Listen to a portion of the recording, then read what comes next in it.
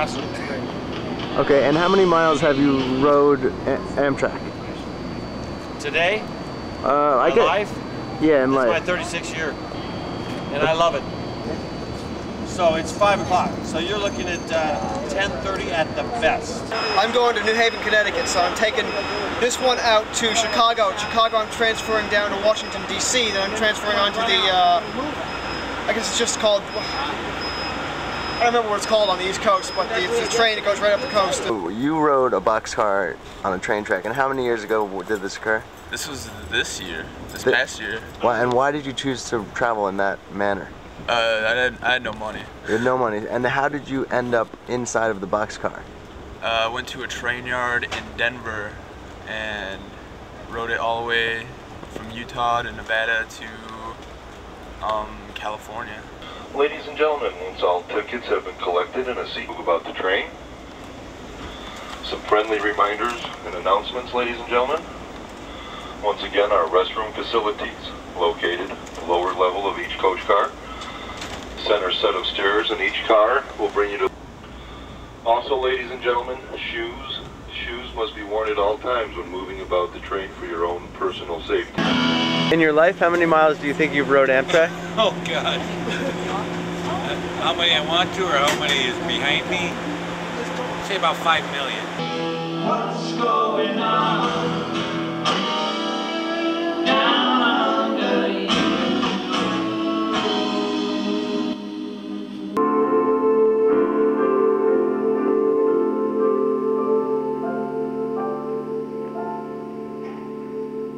Jacques-Pierre. This is Jacques-Pierre? Yes. Is that French? Yes, he's French, but he goes on all my traveling trips. And he's been to Costa Rica, New York City, Chicago, Montana, Seattle, South, lots of places.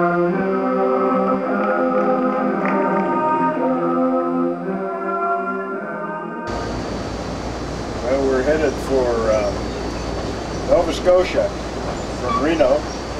Then we're going to go back across Canada and back around down the coast and back to Reno.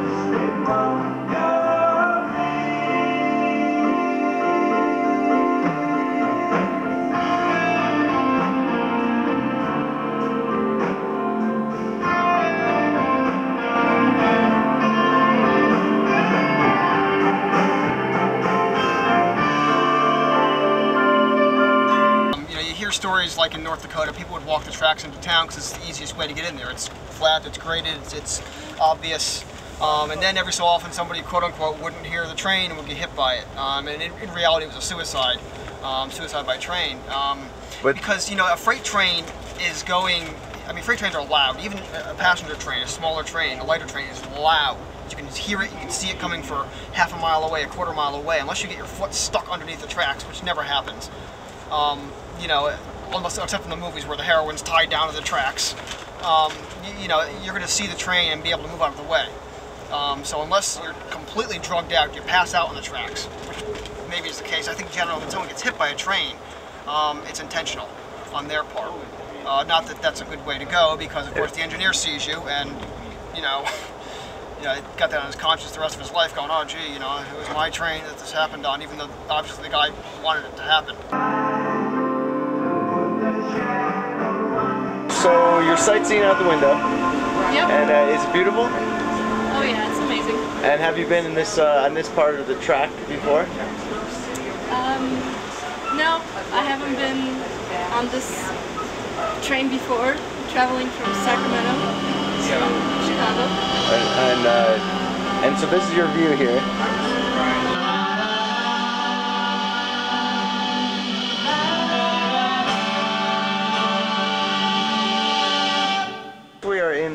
the flatland, the kind of Rocky Mountain area? No, not yet, are we? Are we in Rocky Mountain, Colorado yet? I don't think so. Okay. And then one reason I'm filming this is because I saw that you had these really cool spectacles. Yeah. These binoculars. Mm-hmm. So can you pose with those? Because they're the largest binoculars I've ever seen. Okay.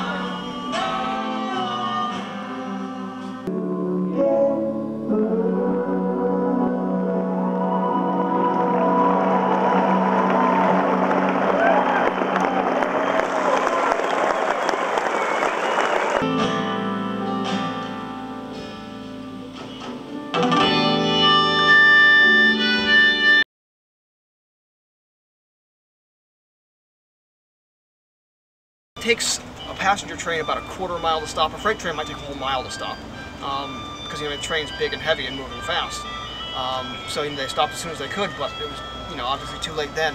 I've heard of instances where a fellow actually pulled his car onto the tracks, him and his wife, after something happened and he was a suicide, but he dragged his wife into it too and parked the car on the tracks. How many miles have you rode on Amtrak? How many miles? A guess, just a guess. 1 million? 155 to Chicago. Now you might be the only guitarist with a guitar on this train. You think so? It's possible. Coming from Grand Junction to Omaha. And that's all? You'll only go to Grand Junction to Omaha? Yeah. Oh, to visit family? No, I live in Omaha. I was visiting family in Grand Junction. What fast train? I'm missing the fast class, which kind of so bad, but. And this happened in the Greyhound bus? Yeah. There you go. I mean, so in the back of the Greyhound bus, there was a cannibal eating a human? When I want to get back, and the murder happened in the Greyhound bus? Yeah. But I'd rather not. And then the smell must have... be on the train. That's crazy. And this is definitely a reason not to take the bus. This is probably the greatest reason ever not to take the bus. And the train is so much better than the bus anyway. Hold on. The train's much better, isn't it? You gotta see more things. You like walking around and stuff? Yeah. Yeah. So the plane is kind of cramped and can't really do anything on the plane? Yeah. It's boring? Yeah. But, Don't see anything. But the train you see everything? Yeah. Look at that. I mean, it's beautiful, isn't it? Yeah. Do you ever get bored of seeing this stuff out on the way here? Not really. This is my 4th time doing this route, and I really like it. I go all the way to Chicago. I pass up Omaha, and I enjoy it a lot. Why do you pass up Omaha? Because Chicago is my home. That's where I live.